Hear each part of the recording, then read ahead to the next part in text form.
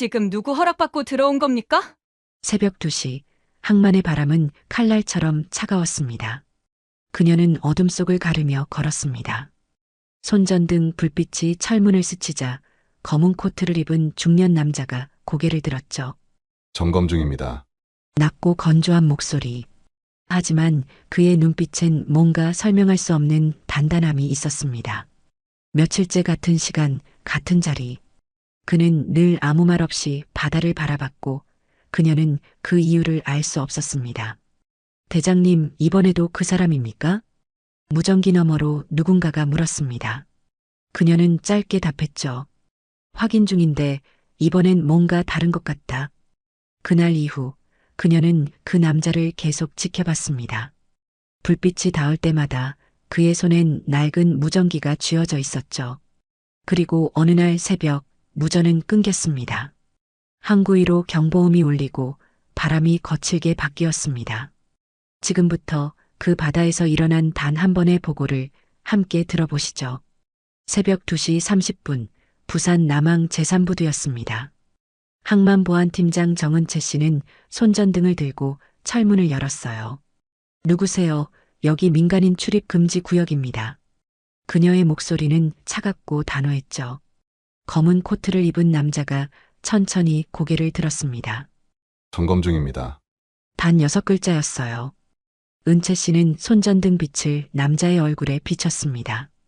60대 초반으로 보이는 남자, 깊게 파인 주름과 날카로운 눈빛이었죠. 소속과 신분증 제시하세요. 필요 없습니다. 남자는 고개를 돌려 다시 바다를 바라봤어요. 은채 씨는 허리춤의 무전기에 손을 가져갔습니다. 김도윤 부팀장님, 제3부두 A구역에 무단 침입자 발견했습니다. 또 그 검은 코트 아저씨예요? 대장님, 이번 주만 3번째잖아요. 무전기 너머로 들려오는 김도윤 부팀장님의 목소리는 피곤함이 묻어 있었죠. 이번엔 다릅니다. 바로 출동하세요. 은채 씨는 무전기를 내려놓고 남자에게 다가갔어요. 지금 당장 신분을 밝히지 않으면 강제 연행합니다. 남자는 여전히 바다만 바라보고 있었습니다. 파도 소리만이 철문 사이로 스며들었죠. 저 컨테이너 구역, 오늘 점검 끝났습니까? 남자가 갑자기 물었어요. 은채 씨는 눈을 가늘게 떴습니다. 그건 당신이 알 필요 없는 정보입니다. 알아야 합니다. 남자의 목소리에 무게가 실렸어요. 23번 컨테이너, 오늘 새벽 2시에 도착 예정이었죠. 은채 씨의 표정이 굳었습니다. 그 정보는 보안팀 내부에서도 팀장급만 하는 내용이었거든요. 당신 대체 누구입니까? 지키는 사람입니다. 남자는 그 말만 남기고 천천히 걸어 나갔어요.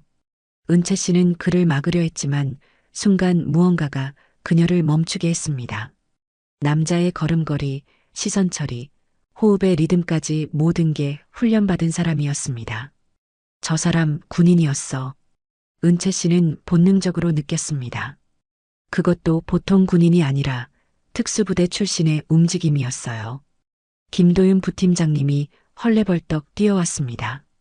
대장님, 어디 갔어요, 그 사람? 방금 나갔습니다. 에이, 또 놓쳤네. 대장님 요즘 이상해요. 그냥 잡으면 되는 거 아닙니까? 은채 씨는 대답하지 않고 23번 컨테이너 방향을 바라봤어요. 도윤 씨, 23번 컨테이너 다시 확인합니다. 네, 아까 점검 끝났잖아요. 한 번 더요. 두 사람은 손전등을 들고 컨테이너 구역으로 향했습니다. 23번 컨테이너는 겉보기엔 평범한 수입 화물이었죠. 문 열어보세요. 은채 씨의 지시에 도윤 씨가 열쇠를 꺼냈어요. 철문이 삐걱 소리를 내며 열렸습니다. 그 순간 은채 씨의 눈빛이 날카롭게 변했어요. 컨테이너 안쪽 벽면에 작은 흠집이 있었거든요. 이거 아까는 없었습니다. 은채 씨는 장갑을 끼고 흠집 주변을 살폈어요. 손가락 끝에 뭔가 묻어나왔습니다. 대장님, 이거 녹가루가 아닙니다. 금속 절단 흔적이에요. 두 사람은 서로를 바라봤죠. 누군가 이 컨테이너를 열려고 시도했다는 뜻이었습니다. CCTV 확인합니다. 지금 당장요. 은채 씨는 관제실로 뛰어갔어요. 모니터에 비친 화면을 되돌리자 새벽 1시 50분경 검은 그림자 하나가 컨테이너 앞에 서 있었습니다. 바로 그 남자였어요. 하지만 놀라운 건 그 다음이었죠. 남자는 컨테이너를 열려던 게 아니라 다른 누군가를 쫓아내고 있었습니다. 화면 속에서 두 명의 그림자가 싸우다 사라졌어요. 대장님, 저 사람, 우릴 지킨 겁니까? 도윤 씨의 목소리가 떨렸습니다. 은채 씨는 입술을 깨물었어요. 도대체 당신은 누구입니까? 그날 밤 은채 씨는 잠을 이룰 수 없었습니다. 은채 씨는 새벽 4시까지 CCTV 화면을 돌려봤습니다. 검은 코트 남자의 움직임을 프레임 단위로 분석했죠. 대장님, 이제 좀 쉬세요. 눈 충혈됐어요. 도윤 씨가 커피를 건네며 말했습니다. 아니요, 이 사람 움직임 좀 보세요. 은채 씨는 화면을 일시 정지했어요. 남자가 컨테이너 앞에서 다른 침입자와 맞서는 장면이었죠. 저 자세, CQC 근접 전투 기본기입니다. CQC요? 그게 뭔데요? 도윤 씨가 고개를 갸우뚱했어요. 특수부대에서 쓰는 제압술이에요. 저각도로 팔을 꺾는 건 민간인은 못합니다. 은채 씨의 목소리에 확신이 담겼습니다. 그녀는 화면을 더 되돌렸어요. 남자가 처음 카메라에 잡힌 건 일주일 전이었죠. 매일 새벽 2시 같은 시간에 나타나 항만을 돌았습니다. 규칙적이에요. 순찰 패턴이 완벽하게 짜여 있어요. 그럼 뭐예요? 우리보다 더 철저하게 지키고 있었단 말입니까? 도윤 씨가 어이없다는 표정을 지었어요. 그렇게 보입니다. 은채 씨는 모니터를 끄고 자리에서 일어났습니다. 내일 새벽에도 나타날 겁니다. 제가 직접 확인하겠어요. 대장님, 혹시 위험한 사람이면 어떡합니까? 위험했으면 진작 우릴 해쳤겠죠. 은채 씨는 창밖을 바라봤어요. 동쪽 하늘이 어슴풀에 밝아오고 있었습니다. 당신은 대체 무엇을 지키는 겁니까? 그날 저녁 은채 씨는 부두 근처 국밥집에 들렀어요. 항만 노동자들이 자주 찾는 작은 가게였죠. 어서 오세요, 보안팀장님. 김춘자 사장님이 반갑게 맞아줬습니다. 사장님, 오늘도 국밥 하나 주세요. 네, 금방 나갑니다. 은채 씨는 구석 자리에 앉아 주변을 둘러봤어요. 낡은 테이블, 벽에 걸린 오래된 달력, 김이 모락모락 나는 국밥 냄새가 정겨웠죠. 사장님, 혹시 이 근처에서 검은 코트 입은 남자 본 적 있으세요? 은채 씨가 조심스럽게 물었습니다. 춘자 사장님은 국자를 내려놓고 고개를 끄덕였어요. 아, 그 이상한 양반 말이에요? 이상하다뇨? 매일 새벽에 와서 국밥 한 그릇 먹고 가는데 말이 없어요. 돈만 놓고 후다닥 나가버리죠. 춘자 사장님이 웃으며 말했습니다. 은채 씨의 눈빛이 날카로워졌어요. 언제부터요? 한 달쯤 됐나. 처음엔 무서워서 쫓아내려고 했는데 눈빛이 착해요. 나쁜 사람 같지 않더라고요. 어떤 눈빛이었는데요?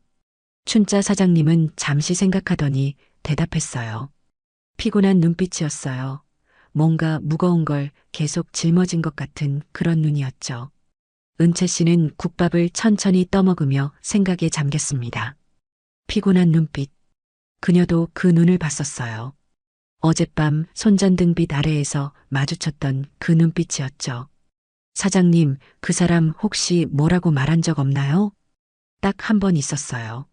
춘자 사장님이 앞치마를 만지작거리며 말했습니다. 국밥값을 깎아주려고 했더니 이렇게 말하더라고요. 뭐라고요? 받아야 합니다. 지키는데도 값이 있으니까요. 은채 씨는 숟가락을 멈췄어요. 지키는데도 값이 있다. 그 말이 가슴에 꽂혔습니다. 사장님, 그 사람 오늘도 올 것 같아요? 글쎄요, 요즘 며칠은 안 보였는데 아마 오늘 밤쯤엔 오지 않을까요? 은채 씨는 국밥을 다 먹고 자리에서 일어났어요. 사장님, 오늘 제가 여기서 기다려도 될까요? 그러세요. 근데 밤새 기다리실 건 아니죠? 필요하다면요. 은채 씨는 가게 창가 자리로 옮겨 앉았습니다. 시계는 밤 11시를 가리키고 있었어요. 창밖으로 항만의 불빛이 하나둘 꺼지기 시작했죠. 새벽 1시, 은채 씨는 여전히 그 자리에 앉아 있었습니다. 춘자 사장님은 졸음을 참으며 설거지를 하고 있었어요. 새벽 2시, 가게 문이 삐걱 열렸습니다. 검은 코트를 입은 남자가 들어왔어요. 은채 씨와 남자의 시선이 마주쳤습니다. 남자는 잠시 멈칫했지만 곧 평소처럼 자리에 앉았죠. 국밥 하나요. 네, 금방 나갑니다. 춘자 사장님이 부산하게 움직였어요. 은채 씨는 자리에서 일어나 남자 맞은편에 앉았습니다. 당신을 기다렸습니다. 필요 없는 일입니다. 남자의 목소리는 여전히 낮고 단단했어요. 당신이 우릴 지키고 있다는 걸 압니다. 왜 그러는 겁니까? 남자는 대답하지 않고 국밥이 나오기를 기다렸습니다. 춘자 사장님이 뜨끈한 국밥을 내왔어요. 자, 드세요. 오늘도 춥죠? 감사합니다. 남자는 국밥을 천천히 먹기 시작했어요. 은채 씨는 그 모습을 지켜봤습니다. 남자의 손이 미세하게 떨리고 있었어요. 저 사람 어디 아픈 건가? 그녀의 본능이 속삭였죠. 혹시 아프십니까? 남자는 숟가락을 멈추고 은채 씨를 바라봤어요. 상관없습니다. 상관 있습니다. 이 구역을 지키는 게 제 일인데 당신이 쓰러지면 곤란해요. 남자는 희미하게 웃었습니다. 당신도 지키는 사람이군요. 그렇습니다. 두 사람은 잠시 침묵했어요. 밖에서 파도 소리가 들려왔습니다. 내일도 나타날 겁니까? 은채 씨가 물었어요. 필요하다면요. 남자는 국밥을 다 비우고 10,000원을 테이블에 놓았습니다. 일어서려는 순간 그의 몸이 휘청거렸어요. 은채 씨가 재빨리 그를 붙잡았습니다. 괜찮습니까? 괜찮습니다. 남자는 그녀의 손을 뿌리치고 문을 열었어요. 춘자 사장님이 걱정스러운 얼굴로 바라봤죠. 팀장님, 저 사람 정말 아파 보여요. 은채 씨는 남자가 사라진 어둠을 응시했습니다. 당신은 무엇 때문에 그렇게까지 하는 겁니까? 그날 밤 은채 씨는 결심했어요. 그 남자의 정체를 반드시 밝혀내겠다고요. 다음 날 아침 은채 씨는 본부 자료실로 향했습니다. 대장님, 벌써 출근하셨어요? 도윤 씨가 놀란 표정으로 물었어요. 어젯밤 그 사람 만났습니다. 건강이 좋지 않아 보였어요. 그럼 왜 매일 나타나는 거예요? 그게 제가 알아내야 할 일입니다. 은채 씨는 지난 한 달간의 출입 기록을 뒤졌습니다. 하지만 검은 코트 남자의 신원은 어디에도 없었죠. 이상합니다. CCTV엔 매일 찍히는데 출입 기록이 전혀 없어요. 은채 씨는 화면을 확대했어요. 남자가 항만 외곽 철조망 근처에서 나타나는 장면이었죠. 저기 3구역 후문 쪽입니다. 거긴 폐쇄된 지 오래됐잖아요. 지금 당장 현장 확인합니다. 두 사람은 차를 몰고 3구역 후문으로 향했어요. 녹슨 철문과 무너진 담장이 보였습니다. 은채 씨는 손전등을 켜고 철조망을 살폈죠. 여기 절단 흔적이 있어요. 철조망 아래쪽이 깔끔하게 잘려 있었습니다. 누군가 오래전부터 이 길을 사용했어요.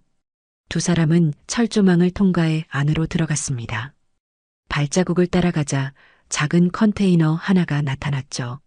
자물쇠가 새 겁니다. 은채 씨는 절단기를 꺼내 자물쇠를 끊었어요. 철문이 천천히 열렸습니다. 그 안에는 낡은 침낭 하나, 가스버너, 그리고 라면 몇 개가 전부였죠. 여기서 자고 있었던 겁니까? 도윤 씨가 놀라서 물었어요. 은채 씨는 침낭을 들어 올렸습니다. 그 아래 작은 노트 한 권이 있었죠. 노트를 펼치자 빼곡한 글씨가 나타났어요.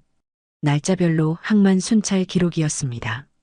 2025년 9월 15일 A구역 이상무 23번 컨테이너 재확인 필요.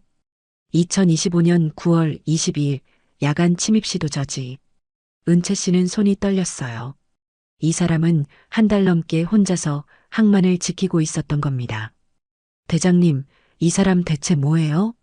모릅니다. 하지만 은채 씨는 노트 마지막 페이지를 폈습니다. 거기엔 단 한 줄만 적혀 있었죠.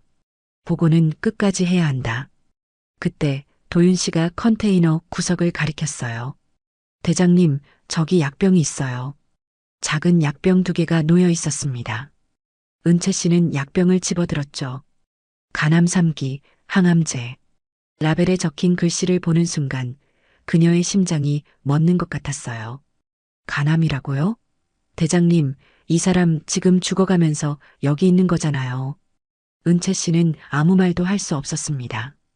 왜 아픈 몸을 이끌고 매일 밤 이곳에 나타났는지 이제 이해가 됐죠.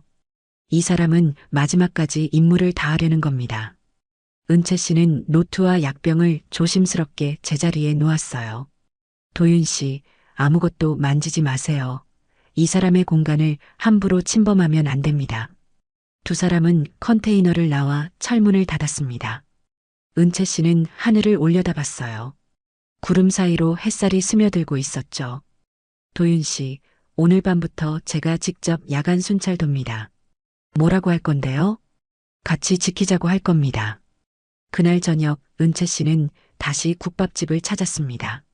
새벽 2시, 여전히 남자는 나타나지 않았어요. 은채 씨는 자리에서 일어났습니다. 사장님, 제가 직접 찾아보겠습니다.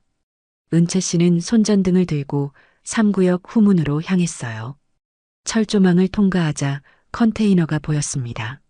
문틈으로 희미한 불빛이 새어나오고 있었죠. 은채 씨는 조심스럽게 문을 두드렸어요. 저입니다. 항만보안팀장 정은채입니다. 안에서 기침 소리가 들렸습니다. 문이 천천히 열렸죠. 검은 코트 남자가 창백한 얼굴로 서 있었어요. 왜 왔습니까? 당신 혼자 못합니다. 같이 합시다. 남자는 은채 씨를 물끄러미 바라봤습니다. 필요 없습니다. 필요합니다. 당신이 지키려는 게 뭔지 모르지만 혼자서는 안 됩니다. 남자는 한참 동안 침묵했어요. 그리고 천천히 입을 열었습니다. 당신은 군인이었습니까? 은채 씨는 깜짝 놀랐죠. 어떻게 알았습니까? 눈빛이 다릅니다. 지키는 사람의 눈은 속일 수 없죠. 남자는 희미하게 웃었어요. 저도 그랬으니까요. 그 순간 멀리서 사이렌 소리가 들려왔습니다. 2사람은 동시에 항만 쪽을 바라봤어요. 23번 컨테이너 구역입니다. 은채 씨가 소리쳤습니다. 뭔가 일이 일어난 것 같아요. 가봐야 합니다. 남자는 코트를 여미고 어둠 속으로 뛰어갔어요. 은채 씨도 그 뒤를 따라 달렸습니다. 2사람이 숨을 헐떡이며 23번 컨테이너 구역에 도착했을 때 현장은 이미 혼란 그 자체였습니다. 도윤 씨와 보안 요원 3명이 쓰러진 컨테이너 문 앞을 지키고 있었고 그 앞에는 2명의 남자가 바닥에 쓰러져 있었어요. 대장님, 도윤 씨가 은채 씨를 발견하고 안도의 표정으로 소리쳤습니다. 은채 씨는 현장을 재빠르게 살피며 다가갔어요. 무슨 일입니까? 다친 사람은 없습니까? 괜찮습니다. 침입자들이 컨테이너를 열려고 했는데 저 사람이 막았어요. 도윤 씨가 가리킨 곳에 검은 코트를 입은 최영석 씨가 서 있었습니다. 그는 거친 숨을 몰아쉬며 컨테이너 문에 기댄 채 서 있었어요. 은채 씨는 쓰러진 침입자들을 살폈습니다. 관절이 정확히 꺾여 있고 급소를 노린 타격 흔적이 역력했죠. 이 사람 특수부대 출신이 확실해. 그때 쓰러져 있던 침입자 한 명이 갑자기 몸을 일으키며 품속에서 칼을 꺼냈습니다. 은채 씨를 향해 돌진하는 순간이었어요. 대장님, 위험해요.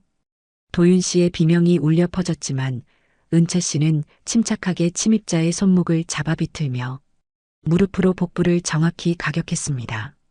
침입자는 신음도 제대로 내지 못한 채 다시 바닥에 쓰러졌어요. 모든 게 순식간에 일어난 일이었습니다. 최영석 씨가 은채 씨를 놀란 눈으로 바라봤어요. 당신, 그 움직임은? 제가 말했잖아요. 저도 군인이었다고요. 은채 씨는 침입자를 결박하며 담담하게 대답했습니다. 2사람은 잠시 서로를 바라보며 희미하게 미소 지었어요. 말하지 않아도 알 수 있었습니다. 같은 길을 걸어온 사람이라는 거요. 도윤 씨가 어리둥절한 표정으로 2사람을 번갈아 보다가 조심스럽게 물었습니다. 대장님, 방금 그거 어떻게 하신 겁니까?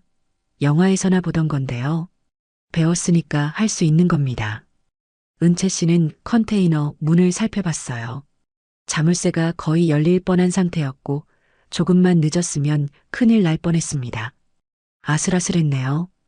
은채 씨가 최영석 씨를 바라보며 말했어요.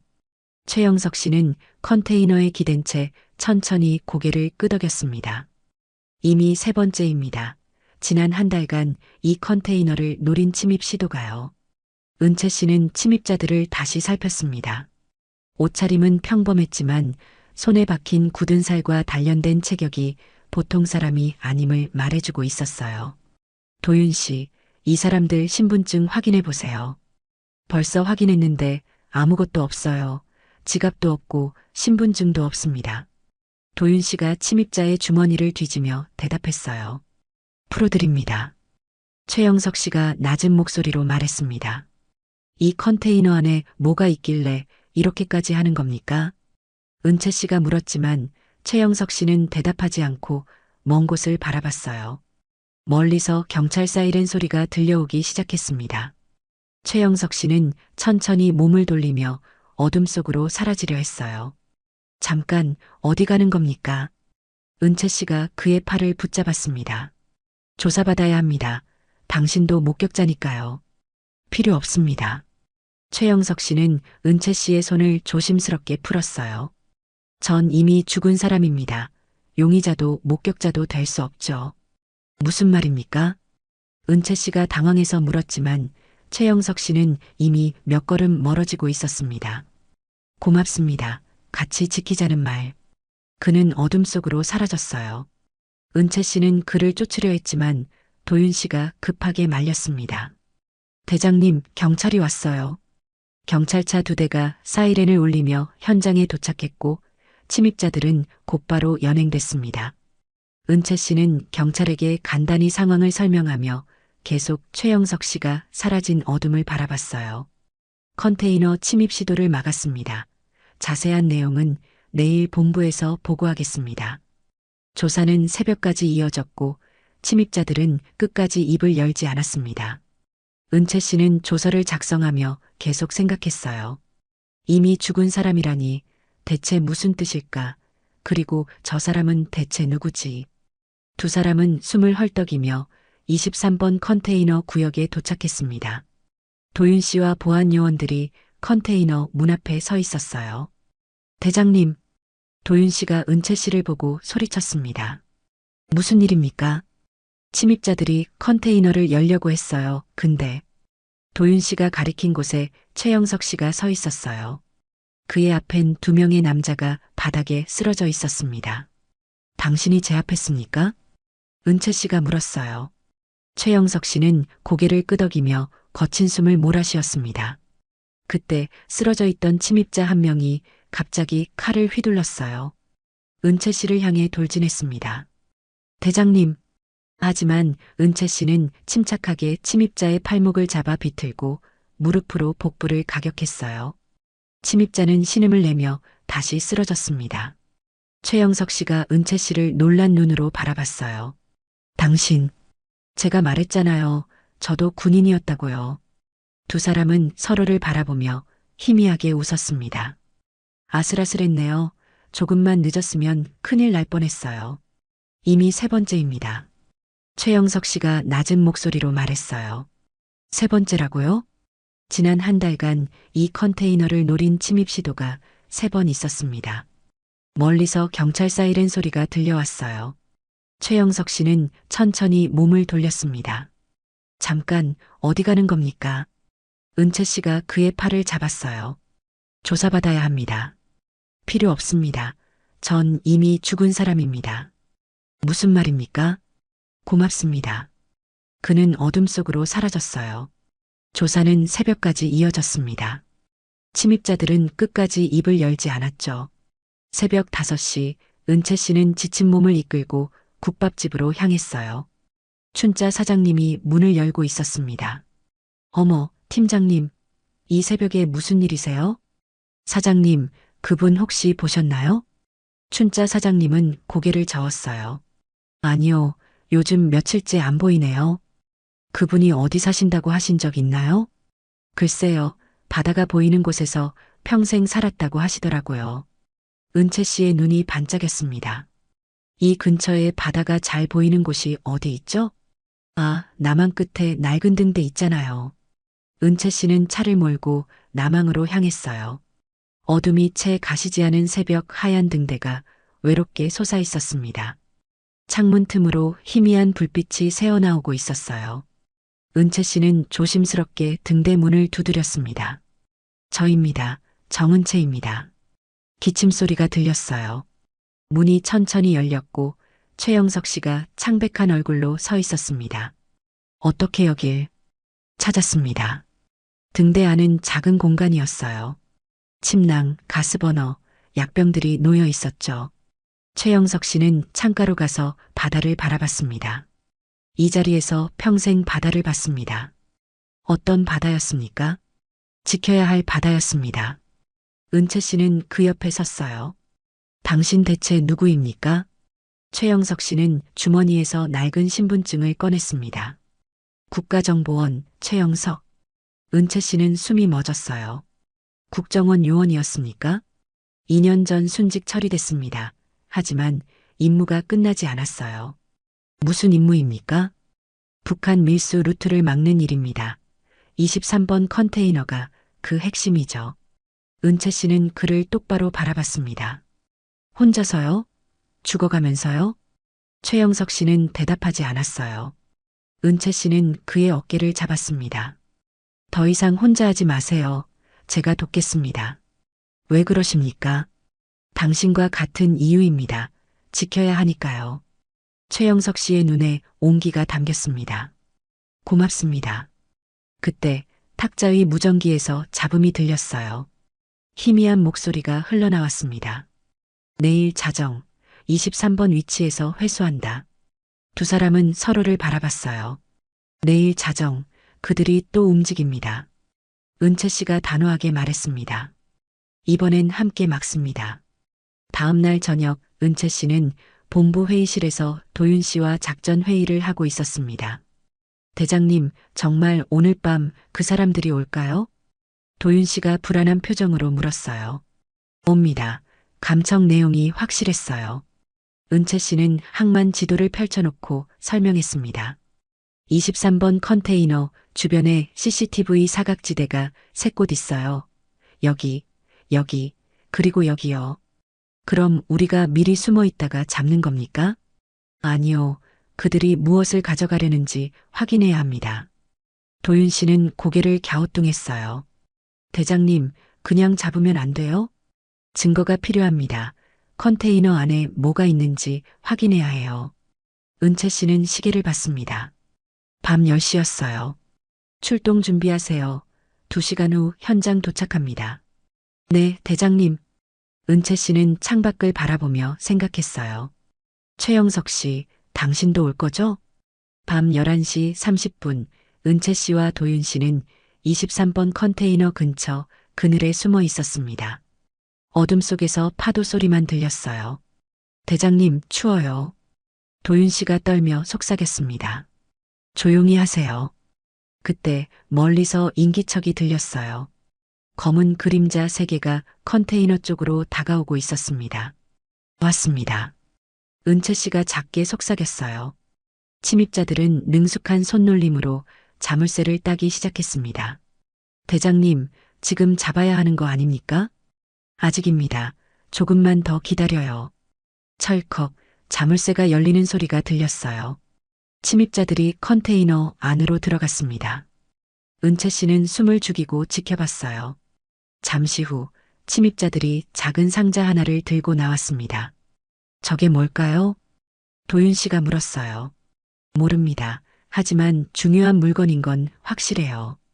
침입자들이 상자를 들고 항만 외곽으로 향했습니다. 뒤를 밟습니다. 은채 씨와 도윤 씨는 조심스럽게 침입자들을 따라갔어요. 침입자들은 3구역 후문 쪽으로 향하고 있었습니다. 저기 최영석 씨가 사용하던 길이야. 은채 씨는 긴장했어요. 철조망 근처에 도착했을 때 갑자기 누군가 어둠 속에서 나타났습니다. 검은 코트를 입은 최영석 씨였어요. 멈추시오. 최영석 씨의 목소리가 어둠을 가르고 울려 퍼졌습니다. 침입자들이 깜짝 놀라 뒤를 돌아봤어요. 누구냐? 침입자 한 명이 소리쳤습니다. 국가정보원 최영석, 당신들은 포위됐소? 최영석 씨는 단호하게 말했어요. 침입자들은 서로를 바라보더니 상자를 던지고 도망치기 시작했습니다. 도망가면 안 됩니다. 은채 씨가 소리치며 뛰어나갔어요.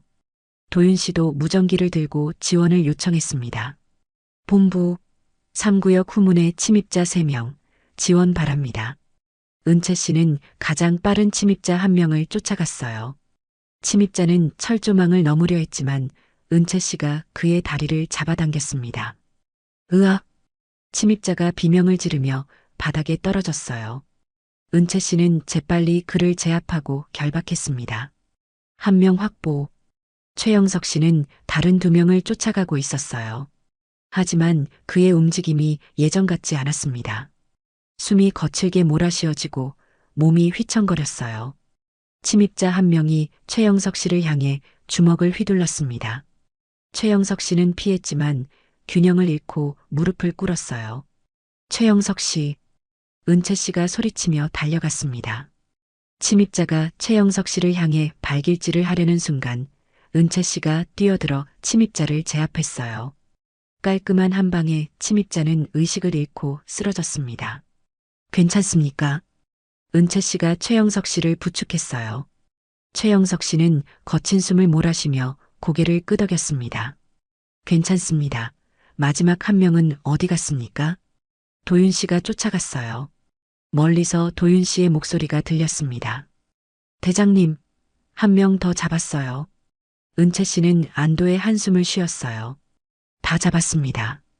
최영석 씨는 바닥에 떨어진 상자를 바라봤습니다. 저걸 열어야 합니다.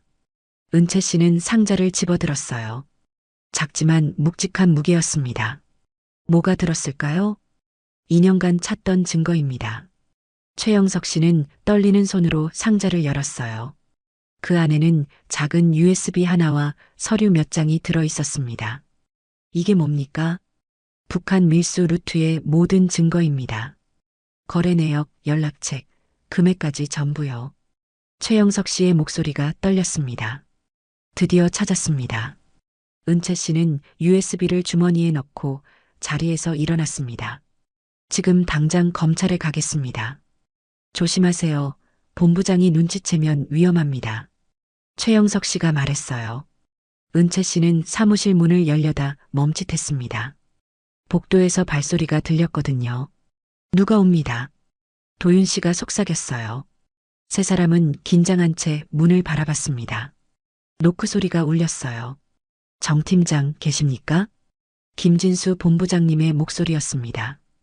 은채 씨는 최영석 씨와 눈빛을 교환했어요.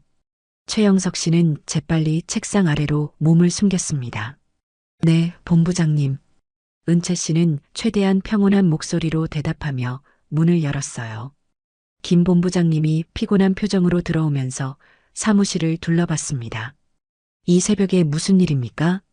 어젯밤 사건 정리하고 있었습니다. 그래요. 침입자들은 다 잡았다고 들었는데 혹시 뭘 찾았습니까? 은채 씨는 침착하게 대답했어요. 아직 조사 중입니다. 김 본부장님의 시선이 컴퓨터 화면에 머물렀습니다. 컴퓨터로 뭘 보고 있었습니까? CCTV 영상 분석 중이었습니다. 김 본부장님은 천천히 은채 씨에게 다가오며 날카로운 눈빛으로 그녀를 바라봤어요. 정 팀장, 혹시 이상한 물건 발견한 거 없습니까? USB라든지 서류라든지요. 은채 씨의 심장이 빠르게 뛰었습니다. 이 사람 벌써 알고 있어. 아니요, 아직 발견한 건 없습니다. 정말입니까? 긴장된 침묵이 흐르는 동안 도윤 씨는 숨도 제대로 쉬지 못하고 서 있었어요. 그때 김 본부장님의 휴대폰이 울렸습니다. 잠깐 받겠습니다. 김 본부장님은 복도로 나가 통화를 시작했어요. 은채 씨는 재빨리 책상 아래를 확인했습니다. 최영석 씨가 땀을 흘리며 숨어 있었어요. 괜찮습니까? 괜찮습니다. 빨리 나가세요. 최영석 씨가 작게 속삭였습니다. 김 본부장님이 통화를 마치고 다시 들어와서는 마지막으로 한 번 더 사무실을 둘러봤어요. 정 팀장, 오늘 본부 회의가 있습니다. 10시까지 회의실로 오세요. 알겠습니다, 본부장님. 문이 닫히자 은채 씨는 깊은 한숨을 쉬었습니다. 최영석 씨가 책상 아래에서 나오며 기침을 했어요. 위험했습니다. 벌써 눈치챈 것 같아요. 그럼 더 빨리 움직여야 합니다. 최영석 씨는 의자에 앉으며 말했어요. 도윤 씨, 제 차 열쇠 가져오세요. 은채 씨가 지시했습니다. 네, 대장님. 도윤 씨가 황급히 나갔어요. 은채 씨는 최영석 씨를 바라봤습니다. 당신은 여기서 쉬세요. 제가 검찰에 다녀오겠습니다. 안 됩니다. 본부장이 당신을 감시할 겁니다. 최영석 씨는 잠시 생각하더니 입을 열었어요. 도윤 씨를 보내세요. 당신이 회의에 참석하는 동안 도윤 씨가 검찰에 가는 겁니다. 은채 씨는 고개를 끄덕였습니다. 도윤 씨가 차 열쇠를 들고 돌아왔어요. 은채 씨는 USB를 도윤 씨에게 건네며 단호하게 말했습니다. 이걸 부산지검에 직접 전달하세요. 꼭 검사님 손에 직접 전해야 합니다. 네, 저요? 도윤 씨가 놀라서 물었지만 은채 씨는 그의 어깨를 두드렸어요. 당신밖에 없어요. 조심해서 다녀오세요. 도윤 씨는 USB를 소중히 받아 주머니에 넣고 사무실을 나갔습니다. 은채 씨와 최영석 씨만 남은 사무실은 고요했어요. 이제 어떻게 할 겁니까? 회의에 가세요. 아무 일 없는 척 하는 겁니다. 최영석 씨는 단호하게 말했습니다. 하지만 절대 USB 얘기는 꺼내지 마세요. 도윤 씨가 검찰에 도착할 때까지 시간을 벌어야 합니다. 은채 씨는 시계를 봤어요. 아침 8시였습니다. 2시간이면 도윤 씨가 검찰에 도착할 겁니다. 그때까지 버티세요. 최영석 씨의 목소리는 간절했어요. 은채 씨는 고개를 끄덕이고 회의실로 향했습니다. 복도를 걸으며 깊은 숨을 들이마셨어요. 2시간만 버티면 돼, 할 수 있어. 회의실 문을 열자 김진수 본부장님이 차가운 눈빛으로 그녀를 바라보고 있었습니다. 어서 오세요, 정 팀장. 그의 목소리에는 무언가 날카로운 기운이 담겨 있었어요. 회의실 안은 냉랭한 분위기였습니다. 김진수 본부장님과 간부 3명이 앉아 있었어요. 앉으세요, 정 팀장. 김 본부장님이 의자를 가리켰습니다. 은채 씨는 침착하게 자리에 앉으며 주변을 살폈어요. 어젯밤 사건에 대해 보고해 주시죠? 네, 자정경 23번 컨테이너에서 침입자 3명을 검거했습니다. 은채 씨는 차분하게 설명했어요. 침입자들의 목적은 뭡니까? 김 본부장님이 날카롭게 물었습니다. 아직 조사 중입니다. 그럼 컨테이너 안엔 뭐가 있었습니까? 일반 수입 화물이었습니다. 김 본부장님의 눈빛이 더욱 날카로워졌어요. 정말 그게 전부입니까? 네, 본부장님. 이상하네요. 일반 화물을 훔치러 온다는 게 말이 됩니까? 김 본부장님은 테이블을 손가락으로 두드렸어요. 저희도 의문스럽습니다. 정 팀장, 혹시 숨기는 거 없습니까? 회의실 분위기가 얼어붙었습니다. 숨기는 게 있을 리 없잖습니까? 은채 씨는 김 본부장님의 눈을 똑바로 바라봤어요. 그때 김 본부장님의 휴대폰이 진동했습니다. 잠깐 실례하겠습니다. 본부장님은 복도로 나갔어요. 은채 씨는 조용히 시계를 확인했습니다. 아침 9시 10분이었어요. 도윤 씨, 제발 무사히 가고 있길. 본부장님이 다시 들어왔을 때 그의 표정은 더욱 어두워져 있었습니다. 정 팀장, 김도윤 부팀장은 지금 어디 있습니까? 은채 씨의 심장이 철렁했어요. 출근했을 텐데요. 아니요, 사무실에 없던데요. 본부장님의 목소리는 차가웠습니다. 그럼 현장 점검을 나갔나 봅니다. 이 시간에 현장 점검을요? 김 본부장님은 다시 자리에 앉으며 은채 씨를 날카롭게 쳐다봤어요. 정 팀장, 솔직히 말하세요. 어젯밤 뭘 찾았습니까? 아무것도 찾지 못했습니다. 거짓말하지 마세요. 김 본부장님이 갑자기 소리쳤습니다. 간부들이 깜짝 놀라 서로를 바라봤어요. USB를 찾았을 겁니다. 어디 있습니까? 무슨 말씀이신지 모르겠습니다. 은채 씨도 맞섰어요. 김 본부장님은 자리에서 벌떡 일어나 은채 씨에게 다가왔습니다. 정은채 팀장, 지금 당장 그 USB를 내놓지 않으면 직무정지입니다. 대체 무슨 USB를 말씀하시는 겁니까? 좋습니다. 그럼 당신 사무실을 압수수색하겠습니다. 영장 없이요? 내부 조사에는 영장이 필요 없습니다. 본부장님은 간부들을 향해 고개를 돌렸어요. 지금 당장 정 팀장 사무실을 수색하세요. 간부 2명이 자리에서 일어났습니다. 은채 씨는 속으로 최영석 씨를 떠올렸어요. 그때 회의실 문이 벌컥 열렸습니다. 최영석 씨가 창백한 얼굴로 서 있었어요. 그럴 필요 없습니다. 모두가 깜짝 놀라 최영석 씨를 바라봤습니다. 당신은 누구요? 김 본부장님이 소리쳤어요. 국가정보원 최영석입니다. 최영석 씨는 낡은 신분증을 꺼내 보였습니다. 김 본부장님의 얼굴이 새하얗게 변했어요. 최영석이라니, 당신은 죽었잖아. 죽은 걸로 처리됐을 뿐입니다. 최영석 씨는 천천히 회의실 안으로 걸어 들어왔어요. 2년간 당신을 추적했습니다. 그림자. 본부장님은 뒤로 물러섰습니다. 무슨 헛소리를. 헛소리가 아닙니다. 최영석 씨는 주머니에서 서류를 꺼냈어요.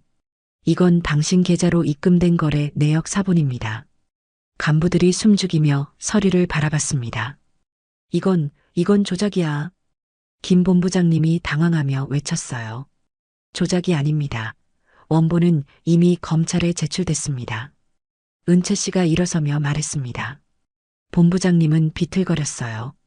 당신들 감히. 그는 갑자기 문을 향해 뛰었습니다. 멈추세요. 은채 씨가 소리쳤지만 본부장님은 이미 복도로 달려나갔어요. 쫓아가세요. 최영석 씨가 외쳤습니다. 은채 씨는 재빨리 본부장님을 쫓아 복도로 뛰어나갔어요. 김 본부장님은 비상계단을 향해 달리고 있었습니다. 김진수 본부장님, 도망가면 더 불리합니다. 은채 씨가 소리쳤지만 김 본부장님은 멈추지 않았어요. 계단을 내려가던 본부장님이 갑자기 발을 헛디뎠습니다. 몸이 휘청거리며 난간에 부딪혔어요. 위험합니다. 은채 씨가 달려가 그를 붙잡았습니다. 본부장님은 거친 숨을 몰아쉬며 주저앉았어요. 끝났어. 다 끝났어. 그의 목소리는 무너져 내리고 있었습니다. 계단에 주저앉은 본부장님은 거친 숨을 몰아쉬고 있었습니다. 은채 씨는 그의 옆에 무릎을 꿇고 앉았어요. 본부장님, 왜 그러셨습니까? 본부장님은 대답하지 않았습니다. 최영석 씨가 천천히 계단을 내려왔어요. 2년 전부터였습니까? 최영석 씨가 조용히 물었습니다. 본부장님은 고개를 들어 최영석 씨를 바라봤어요. 당신을 순직 처리한 것도 저였습니다. 알고 있습니다. 최영석 씨의 목소리는 담담했어요. 왜 그랬습니까? 본부장님은 30년간 이 항만을 지켜온 분이잖아요. 은채 씨가 물었습니다. 본부장님은 쓸쓸하게 웃었어요. 지키기만 하면 뭐합니까? 월급은 똑같고 인정은 안 해주는데요. 그래서 나라를 팔았습니까? 최영석 씨의 목소리에 분노가 담겼습니다. 나라요? 나라가 나한테 뭘 해줬습니까? 본부장님이 갑자기 소리쳤어요. 30년을 일했는데 퇴직금도 형편없고 아들 대학 등록금도 못 내는 형편이었어요. 은채 씨는 할 말을 잃었습니다. 그래도 이건 아니지 않습니까? 알아요. 잘못했다는 거 압니다. 본부장님은 고개를 숙였어요. 하지만 한 번 발을 들여놓으니 빠져나올 수가 없었어요. 그들이 협박했습니다. 누가 협박했습니까? 최영석 씨가 날카롭게 물었어요. 북한 측 연락책입니다. 제 가족을 위협했어요. 본부장님의 목소리가 떨렸습니다. 그래서 최 의원님을 순직 처리할 수밖에 없었어요. 안 그러면 제 가족이 위험했습니다. 은채 씨는 복잡한 표정을 지었어요. 그때 은채 씨의 휴대폰이 울렸습니다. 도윤 씨였어요. 대장님, 도윤 씨 무사합니까? 네, 지금 검찰청입니다. 검사님께 USB 전달했어요. 은채 씨는 안도의 한숨을 쉬었습니다. 잘했어요. 다치지 않았죠? 네, 괜찮아요. 근데 오는 길에 누가 저를 미행했어요. 차로 들이받으려고까지 했습니다. 은채 씨는 본부장님을 바라봤어요. 본부장님, 도윤 씨를 미행시킨 겁니까? 본부장님은 고개를 저었습니다. 아닙니다. 저는 그런 지시 안 했어요. 그럼 누가 한 겁니까? 최영석 씨가 물었어요. 아마 북측 연락책일 겁니다. 본부장님의 목소리가 떨렸어요. 그 사람들은 제가 통제할 수 있는 상대가 아닙니다. 은채 씨는 도윤 씨에게 말했습니다. 도윤 씨, 검찰청에서 절대 나오지 마세요. 거기가 가장 안전합니다. 네, 대장님. 검사님도 보호해 주신답니다. 전화를 끊고 은채 씨는 최영석 씨를 바라봤어요. 이제 어떻게 합니까? 경찰을 부르세요. 최영석 씨가 말했습니다. 본부장님을 넘겨야 합니다. 은채 씨는 무전기를 들었어요. 본부 경비실, 경찰에 연락하세요. 긴급 상황입니다. 잠시 후 경찰차 2대가 항만 본부에 도착했습니다. 경찰관들이 계단으로 올라왔어요. 무슨 일입니까? 이 사람을 체포해 주세요. 은채 씨가 본부장님을 가리켰습니다. 국가보안법 위반 및 밀수조직 운영 혐의입니다. 경찰관들은 본부장님에게 수갑을 채웠어요. 본부장님은 저항하지 않았습니다. 정 팀장. 본부장님이 은채 씨를 불렀어요. 네, 본부장님. 미안합니다. 당신은 좋은 팀장이었어요. 본부장님도 한때는 좋은 분이셨습니다. 은채 씨는 쓸쓸하게 대답했어요. 본부장님은 경찰에게 연행되어 계단을 내려갔습니다. 은채 씨와 최영석 씨만 남았어요. 끝났습니다. 최영석 씨가 조용히 말했습니다. 2년 동안 고생하셨습니다. 은채 씨가 최영석 씨를 바라봤어요. 최영석 씨는 창백한 얼굴로 난간에 기대어 섰습니다. 이제 병원에 가셔야 합니다. 아직 할 일이 남았습니다. 무슨 일이요? 북측 연락책을 잡아야 합니다. 그 사람이 진짜 위험합니다. 최영석 씨의 목소리는 단호했어요. 하지만 당신 몸 상태가 괜찮습니다. 최영석 씨는 은채 씨의 눈을 똑바로 바라봤습니다. 마지막입니다. 끝까지 하게 해주세요. 은채 씨는 한참 동안 고민하다가 고개를 끄덕였어요. 알겠습니다. 함께 합시다. 두 사람은 서로를 바라보며 결의를 다졌습니다. 본부장님이 경찰차에 실려 떠난 후 본부 건물은 소란스러워졌습니다. 직원들이 복도에 모여 수군거리고 있었어요. 본부장님이 체포됐다던데요? 무슨 일인지 아세요? 은채 씨는 직원들을 지나쳐 자신의 사무실로 돌아왔습니다. 최영석 씨가 의자에 앉아 거친 숨을 몰아쉬고 있었어요. 괜찮습니까? 은채 씨가 다가가 물었습니다. 괜찮습니다. 잠깐 쉬면 돼요. 최영석 씨는 약병을 꺼내 약을 삼켰어요. 은채 씨는 그 모습을 안타깝게 바라봤습니다. 북측 연락책 얘기를 좀 더 해주세요. 본명은 모릅니다. 하지만 코드명은 여우예요. 최영석 씨는 책상 위에 놓인 노트를 펼쳤습니다. 2년간 추적했지만 한 번도 실체를 확인하지 못했어요. 어떻게 연락하는 겁니까? 암호화된 메시지로 본부장에게 지시를 내렸습니다. 최영석 씨는 노트에 적힌 내용을 가리켰어요. 하지만 본부장이 체포됐으니 이제 움직일 겁니다. 어떻게 움직인다는 겁니까? 증거를 없애거나 도망가거나 둘 중 하나겠죠. 은채 씨는 창밖을 바라봤습니다. 항만이 평온하게 보였어요. 어디서 찾아야 할까요? 23번 컨테이너 구역입니다. 최영석 씨가 단호하게 말했어요. 모든 거래가 그곳에서 이루어졌으니 여우도 그곳에 나타날 겁니다. 하지만 증거는 이미 검찰에 넘어갔는데요. 여우는 그걸 모릅니다. 아직 본부장과 연락이 안 될 테니까요. 은채 씨는 고개를 끄덕였습니다. 그럼 오늘 밤 23번 컨테이너에서 기다리는 겁니까? 네, 마지막 기회입니다. 최영석 씨는 자리에서 일어났어요. 하지만 몸이 휘청거렸습니다. 조심하세요. 은채 씨가 재빨리 그를 붙잡았어요. 미안합니다. 몸이 말을 안 듣네요. 이러시면 안 됩니다. 병원에 가셔야 해요. 은채 씨의 목소리에 간절함이 담겼습니다. 오늘 밤만 더 버티면 됩니다. 최영석 씨는 은채 씨의 손을 잡았어요. 제발 마지막까지 하게 해주세요. 은채 씨는 그의 눈을 바라봤습니다. 그 눈에는 포기할 수 없다는 결연함이 담겨 있었어요. 알겠습니다. 은채 씨는 깊은 한숨을 쉬었습니다.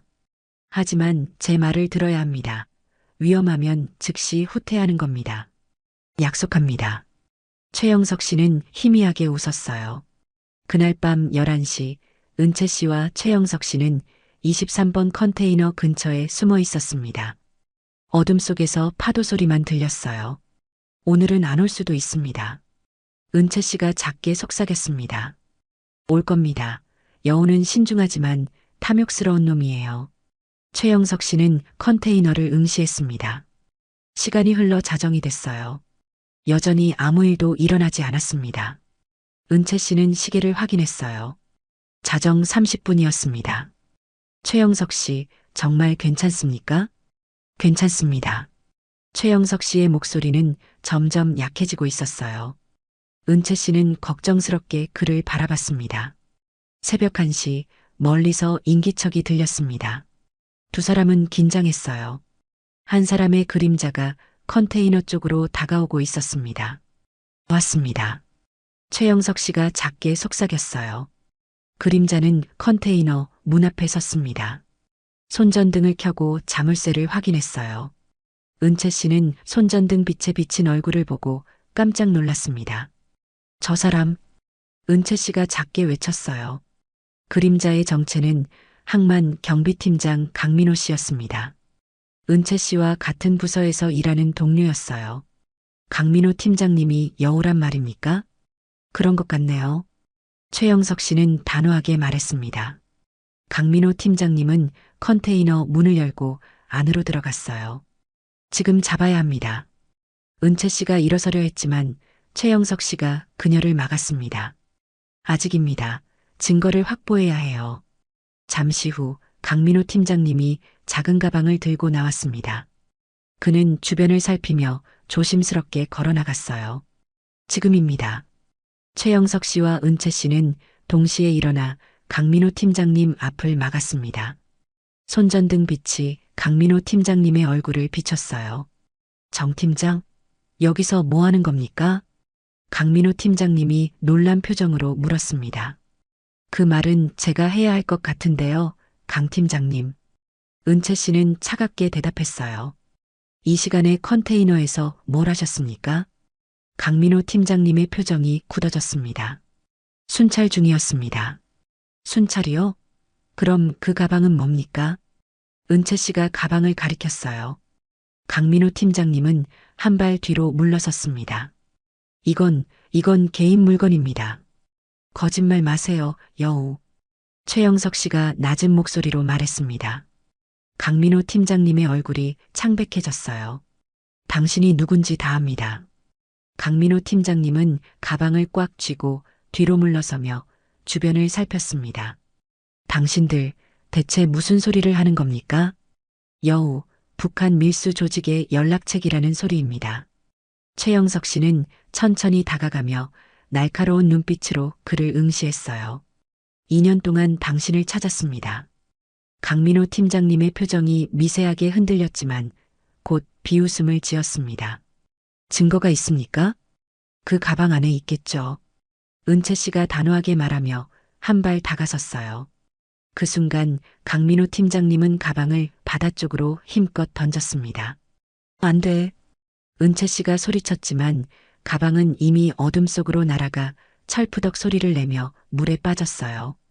이제 증거도 없네요. 체포할 겁니까? 뭘 근거로요? 강민호 팀장님은 여유로운 표정으로 두 사람을 바라봤습니다. 은채 씨는 이를 악물고 그를 노려봤어요.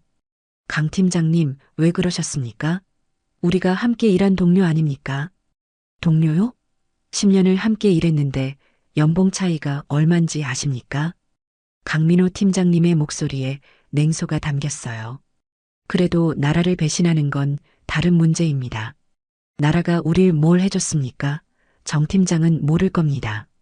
최영석 씨가 조용히 입을 열었습니다. 본부장도 똑같이 말했어요. 하지만 결국 체포됐습니다. 강민호 팀장님의 여유로운 표정이 순식간에 굳어졌어요. 본부장이 체포됐다고요? 오늘 아침에요. 모든 증거가 검찰에 넘어갔습니다. 은채 씨가 차갑게 말하자 강민호 팀장님은 한 발 뒤로 비틀거리며 물러섰습니다. 거짓말. 그럴 리 없어. 거짓말이 아닙니다. 당신 계좌 내역부터 거래 기록까지 모두 증거로 제출됐어요. 최영석 씨는 단호하게 말하며 한 걸음 더 다가갔어요. 강민호 팀장님의 얼굴에서 혈색이 완전히 사라졌습니다. 그는 힘없이 주저앉으며 허공을 바라봤어요. 끝났어. 다 끝났어. 은채 씨는 무전기를 꺼내 차분하게 지시했습니다. 본부 경비실 23번 컨테이너로 지원 바랍니다. 강민호 팀장님은 고개를 들어 은채 씨를 바라봤어요. 정 팀장 미안합니다. 저한테 사과할 일이 아닙니다. 은채 씨는 차갑게 대답하며 고개를 돌렸습니다. 잠시 후 경비팀이 도착했고 강민호 팀장님은 저항 없이 연행됐어요. 현장에 은채 씨와 최영석 씨만 남았습니다. 최영석 씨는 바다를 바라보며 깊은 한숨을 쉬었어요. 드디어 끝났습니다. 2년이 걸렸네요. 정말 수고하셨습니다. 이제 병원에 가셔야 합니다. 은채 씨가 그의 어깨를 부축하며 말했어요. 최영석 씨는 고개를 끄덕이려 했지만 갑자기 그의 몸이 앞으로 쓰러졌습니다. 최영석 씨.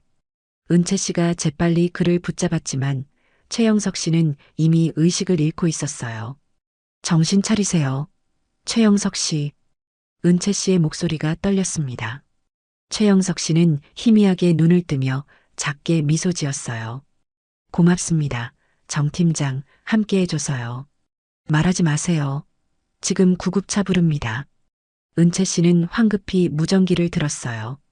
구급차 요청합니다. 23번 컨테이너 구역 긴급 상황입니다. 최영석 씨는 거친 숨을 몰아쉬며 하늘을 바라봤습니다. 바다가 보이네요. 끝까지 지켰습니다. 네, 지키셨어요. 그러니 버티세요. 은채 씨의 눈가에 눈물이 맺혔어요. 구급차 사이렌 소리가 항만을 가르며 울려 퍼졌습니다. 응급구조사들이 들것을 들고 뛰어왔어요. 환자분 어디 계십니까? 여기요. 은채 씨가 소리쳤습니다. 응급구조사들은 재빨리 최영석 씨를 들것에 옮겼어요. 혈압 떨어지고 있습니다. 빨리 병원으로 가야 합니다. 저도 같이 갑니다. 은채 씨가 구급차에 올라타려 했지만 최영석 씨가 그녀의 손을 잡았습니다. 안 됩니다. 여기 남아야 해요. 무슨 소리예요? 당신 지금 위험해요. 아직 일이 끝나지 않았습니다. 최영석 씨는 거친 숨을 몰아쉬며 말했어요. 가방을 건져내야 합니다. 증거가 필요해요. 은채 씨는 최영석 씨의 손을 꽉 잡았습니다. 알겠습니다. 제가 할게요. 당신은 살아야 합니다. 약속하세요. 끝까지 지킨다고요. 약속합니다. 최영석 씨는 희미하게 웃으며 손을 놓았어요. 구급차 문이 닫히고 사이렌을 울리며 떠났습니다. 은채 씨는 구급차가 사라질 때까지 바라보다가 바다 쪽으로 고개를 돌렸어요. 가방을 건져내야 해. 은채 씨는 무전기를 들었습니다. 본부 경비실, 잠수 장비 준비하세요. 23번 컨테이너 앞바다에 물건을 건져내야 합니다. 네, 대장님. 지금 준비하겠습니다. 30분 후 은채 씨는 잠수복을 입고 바다에 들어갔습니다. 차가운 물이 온몸을 감쌌어요. 손전등을 켜고 천천히 아래로 내려갔습니다. 수심 5m쯤에서 가방이 보였어요. 바닥에 가라앉아 있었습니다. 은채 씨는 가방을 집어들고 수면 위로 올라왔어요. 건졌습니다. 경비팀이 은채 씨를 끌어올렸습니다. 대장님, 괜찮으세요? 괜찮습니다. 이걸 본부로 가져가세요. 은채 씨는 젖은 가방을 건네며 말했어요. 본부 사무실로 돌아온 은채 씨는 가방을 열었습니다. 안에는 서류 몇 장과 USB 하나가 비닐에 쌓여 있었어요. 물에 젖지 않았습니다. 다행이야. 은채 씨는 USB를 컴퓨터에 연결했어요. 화면에 수많은 파일이 나타났습니다. 거래 내역, 연락 기록, 계좌 정보까지 모든 게 담겨 있었어요. 이걸로 끝낼 수 있어. 은채 씨는 즉시 검찰에 전화를 걸었습니다. 검사님, 추가 증거를 확보했습니다. 지금 바로 가져가겠습니다. 전화를 끊고 은채 씨는 USB를 챙겨 차에 올랐어요. 병원으로 가는 길에 검찰청에 들렀습니다. 검사에게 USB를 전달하고 은채 씨는 다시 차를 몰았어요. 부산대학병원 응급실에 도착했을 때는 새벽 4시였습니다.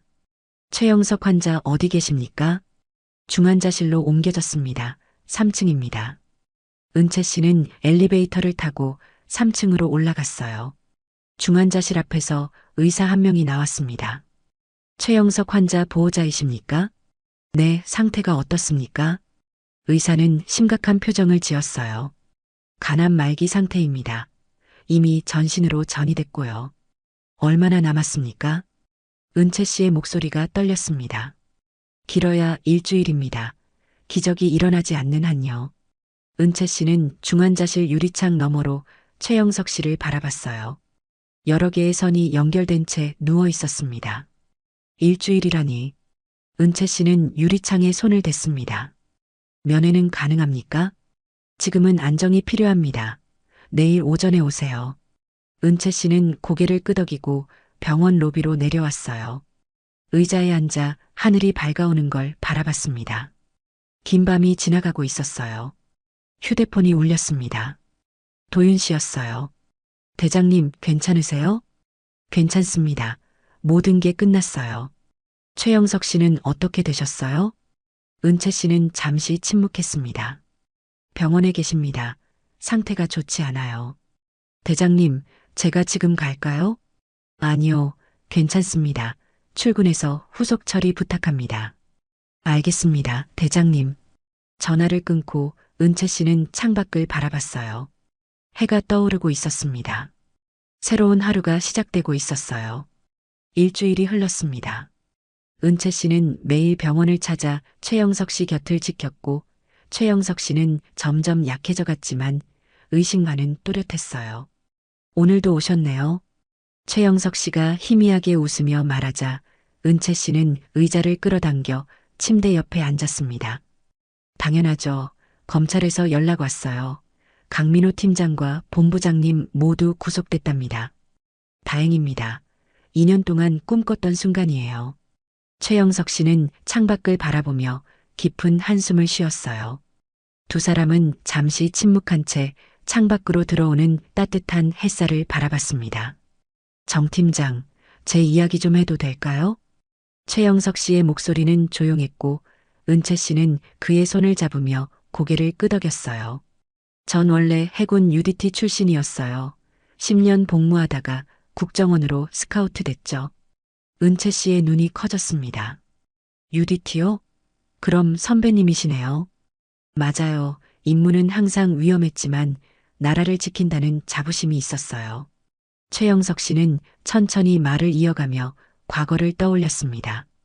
2년 전 북한 밀수 루트를 추적하다가 내부 배신으로 작전이 실패했고 동료 한 명이 죽었어요. 그래서 순직 처리된 겁니까? 은채 씨가 조심스럽게 물었어요. 네, 하지만 전 포기할 수 없었습니다. 동료의 죽음을 헛되게 할 수 없었거든요. 최영석 씨는 쓸쓸하게 웃으며 침대 시트를 만지작거렸어요. 그래서 가족도 만나지 못하고 혼자 2년을 지냈습니다. 가족이 있으십니까? 아내와 딸이 있어요. 지금은 제가 죽은 줄 알고 있겠죠. 최영석 씨의 눈가에 눈물이 맺히자 은채 씨는 그의 손을 더 꽉 잡았습니다. 만나고 싶지 않으세요? 물론 만나고 싶죠. 하지만 이제 와서 나타날 수가 없어요. 차라리 영웅으로 기억되는 게 나을 것 같습니다. 최영석 씨는 베개 밑에서 봉투 하나를 꺼내 은채 씨에게 건넸어요. 제 아내에게 이 편지를 전해주실 수 있습니까? 마지막 인사입니다.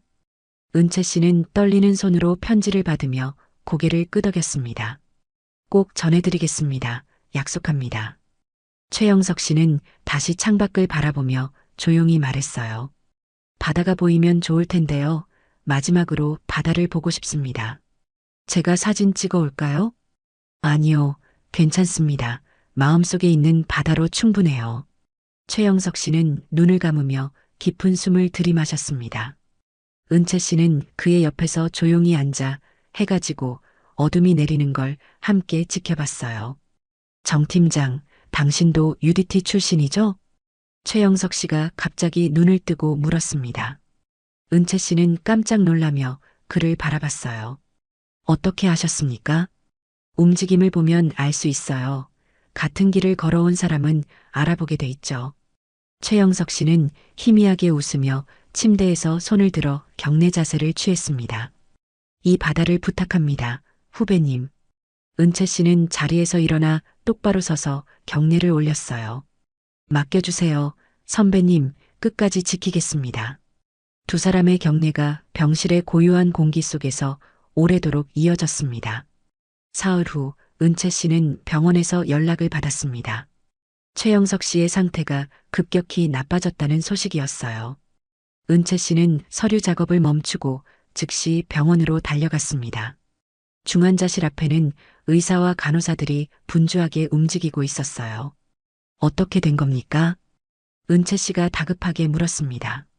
의식이 희미해지고 있습니다. 오래 버티지 못할 것 같아요. 의사의 목소리는 무겁게 가라앉아 있었어요. 은채 씨는 유리창 너머로 최영석 씨를 바라봤습니다. 산소 마스크를 쓴 채 눈을 감고 있었어요. 면회 가능합니까? 들어가세요. 마지막 인사를 나누시는 게 좋을 것 같습니다. 은채 씨는 중환자실 문을 열고 들어가 최영석 씨의 침대 옆에 섰습니다. 선배님, 저예요. 은채 씨가 그의 손을 잡자 최영석 씨는 천천히 눈을 떴어요. 정 팀장 왔군요. 최영석 씨의 목소리는 가늘게 떨리고 있었습니다. 네, 왔습니다. 편지는 전해줬습니까? 아직입니다. 선배님이 좀 더 나아지면 함께 가려고 했어요. 최영석 씨는 고개를 저으며 희미하게 웃었어요. 시간이 없습니다. 지금 가세요. 선배님, 괜찮아요. 이미 각오했던 일입니다. 최영석 씨는 은채 씨의 손을 꽉 쥐며 말을 이어갔어요. 제 아내 이름은 박소연이에요. 부산 해운대에 살고 있습니다. 알겠습니다. 은채 씨의 눈가에 눈물이 맺혔습니다. 약속 지켜주세요. 그리고 받아둬요. 약속합니다. 끝까지 지키겠습니다. 최영석 씨는 만족스럽게 미소 지으며 눈을 감았어요. 고맙습니다. 정말 고마웠어요. 심전도 기계의 소리가 점점 느려지기 시작했습니다. 선배님, 선배님. 은채 씨가 그의 손을 꽉 잡았지만 최영석 씨는 더 이상 대답하지 않았어요. 심전도 기계가 긴 경보음을 울렸습니다. 의료진이 황급히 들어왔지만 이미 늦었어요. 은채 씨는 최영석 씨의 손을 놓지 못한 채 그 자리에 서 있었습니다. 눈물이 볼을 타고 흘러내렸어요. 수고하셨습니다, 선배님. 은채 씨는 마지막 경례를 올렸습니다. 다음 날 은채 씨는 해운대에 있는 작은 아파트를 찾아갔어요. 초인종을 누르자 중년 여성이 문을 열었습니다. 누구세요? 박소연 씨 댁 맞습니까? 네, 그런데요. 은채 씨는 깊은 숨을 들이마시고 입을 열었어요. 최영석 씨의 유언을 전하러 왔습니다. 박소연 씨의 얼굴이 창백해졌습니다. 영석이를 아세요? 하지만 영석이는 2년 전에 죽었는데요. 들어가서 말씀드려도 될까요? 은채 씨는 조심스럽게 물었어요. 거실에 마주 앉은 두 사람 사이에 침묵이 흘렀습니다. 은채 씨는 편지를 꺼내 박소연 씨에게 건넸어요. 최영석 선배님께서 마지막으로 남기신 편지입니다. 박소연 씨는 떨리는 손으로 편지를 받아들었습니다. 봉투를 뜯고 편지를 꺼내 읽기 시작했어요. 사랑하는 소연에게 이 편지가 당신에게 전해질 때쯤 나는 이미 세상에 없을 겁니다. 2년 동안 죽은 사람으로 살면서 가장 힘들었던 건 당신과 딸을 볼 수 없다는 것이었어요. 하지만 나는 후회하지 않습니다. 내가 지킨 바다 위에서 당신과 딸이 평화롭게 살아갈 수 있다면 그것으로 충분합니다. 미안하고 고맙고 사랑합니다. 영원히 당신 곁에 있을게요. 영석. 박소연 씨는 편지를 읽으며 눈물을 흘렸어요. 영석이가 정말 살아있었던 거군요. 네, 마지막 순간까지 임무를 완수하셨습니다. 은채 씨도 눈물을 닦으며 말했습니다. 박소연 씨는 한참 동안 편지를 들여다보다가 고개를 들었어요. 고맙습니다. 전해주셔서요. 영석이는 항상 바다를 사랑했어요. 선배님은 영웅이셨습니다. 은채 씨는 일어서며 경례를 올렸습니다. 며칠 후 은채 씨는 다시 항만으로 돌아왔어요. 23번 컨테이너 앞에 서서 바다를 바라봤습니다. 도윤 씨가 옆으로 다가왔어요. 대장님, 괜찮으세요? 괜찮습니다. 이제 우리가 지켜야죠. 네, 대장님. 두 사람은 함께 바다를 바라봤습니다. 파도 소리가 잔잔하게 들려왔어요. 은채 씨는 주머니에서 작은 국화 한 송이를 꺼내 바다에 던졌습니다. 안녕히 가세요. 선배님, 당신의 바다는 지금도 평화롭습니다. 국화가 파도에 떠내려가며 수평선 너머로 사라졌어요. 은채 씨는 마지막으로 경례를 올리고 몸을 돌렸습니다. 새로운 하루가 시작되고 있었고 그녀는 다시 바다를 지키기 위해 걸음을 옮겼어요. 감동기억 채널이었습니다.